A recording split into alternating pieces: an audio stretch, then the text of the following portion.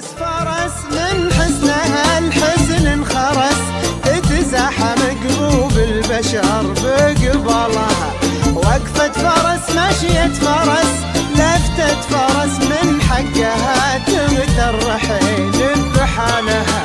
فرس من حسنها الحسن انخرس، تتزاحم قلوب البشر بقبالها. وقفة فرس مشية